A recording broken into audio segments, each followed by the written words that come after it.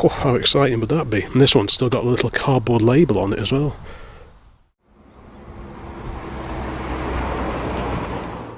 Oh, welcome to the Old Classic Car channel now. It's one of those evenings where you never really want to go back inside. It's lovely, there's a bit of a breeze, but it's sunny and so on. So I thought I would have a route through some old boxes of spark plugs and talk a little bit about why I like old spark plugs. Now, I'm sure this isn't for everyone, but what I'm doing is I'm having a route through. I'm digging out all the Champion L10s.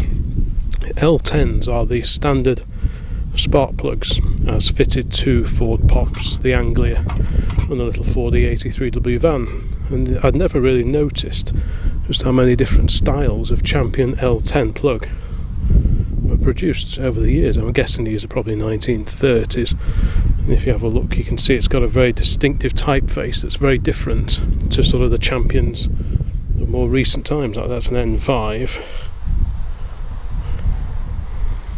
and that in itself is quite old. But this one is very, very different.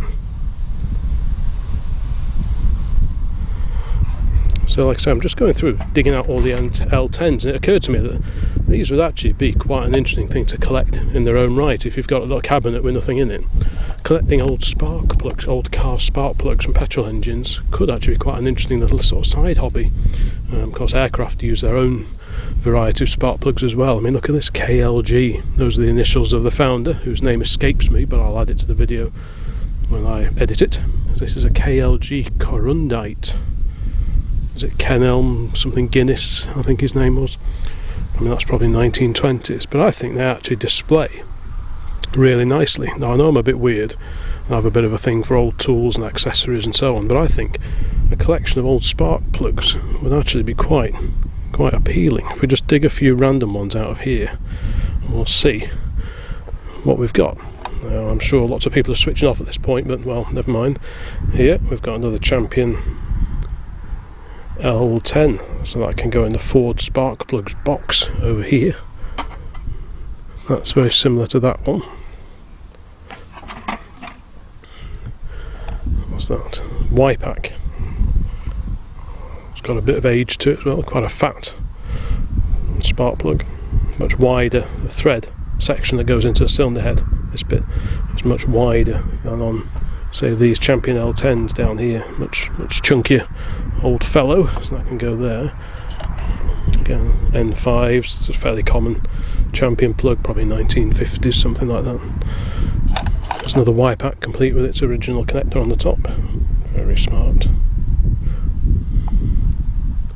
Oops. There's all sorts in here. There's another Champion L, that's a Champion trademark. That's an L10, but look, actually it's a different, and they're both ancient, as you can see. Champion, these are both L10s, but again, they're totally different from each other.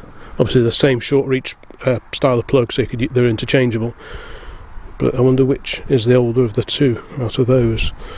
Interesting stuff. Let me know in the comments if you're as fascinated by old spark plugs as I am. Well, I wouldn't say I'm fascinated, but I do think they've got a certain sort of aesthetic charm to them. And I think if you had a whole row of different manufacturer plugs, I mean, in this box here we've got KLG again, but different to that one, very different typeface compared to this one here. Look at that beauty, an AC Sphinx. Wow, look at that. Again, probably 1920s. That's another one of the fat ones. You see the threaded area is much fatter than these later plugs like there. If you compare those two, you can see what I mean. So that's an AC Sphinx. Heaven only knows what these were fitted to originally. And there's another AC. I think the particular reference number for the plug is somewhere on here. I think you'd have to clean this sort of surface rust off to be able to see that. But that's AC, but again, very different style to this AC Sphinx that is alongside it. Of course, if you're collecting old spark plugs, you'll also want to collect the packaging that they came in, and in the 1930s it would have been in these wonderful little tins. And I think Harley did a video, or at least one or two videos on his own Car Traction channel about old spark plug tins, so I won't steal his thunder.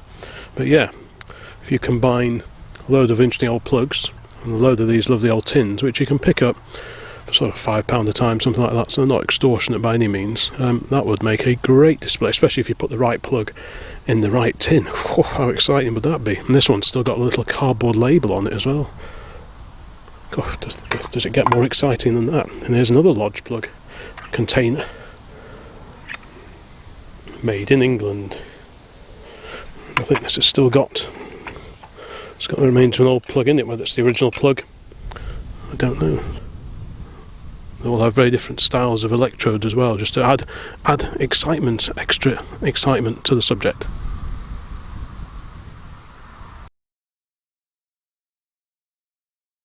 Back over here now, most Lodge plugs that I'm familiar with are this sort of pinky colour. Lodge CB3, another one of the fatties, not quite sure what that's from. Lodge HF, some of these haven't been used, still got its protective cover on over the electrode there. That's quite neat. The KLG, look at that, Champion 8com. If anyone knows what any of these plugs are standard fitment on, if you've got a reference book going back to the 1920s and 1930s, please pop a note in the comments, that'd be great. But I just think if these were cleaned up, that would make a really appealing display. And I'm assuming other countries had their own makes of plug as well. Another Lodge one there. This is an unusual one, I think. A Marshall Corindon. I always associate Marshall with lamps. Big Dodge has got Marshall lamps that were retrofitted onto it in the 1950s, but I didn't know Marshall produced spark plugs back in sometime in the pre-war years. I would have thought maybe for 1940s, something like that. But again, an interesting variety to include in a display of old plugs. I'm not quite sure what else we've got here. KLG Corundite again, so that's another one of those. We've even got some of the protective cardboard things that go over the electrodes.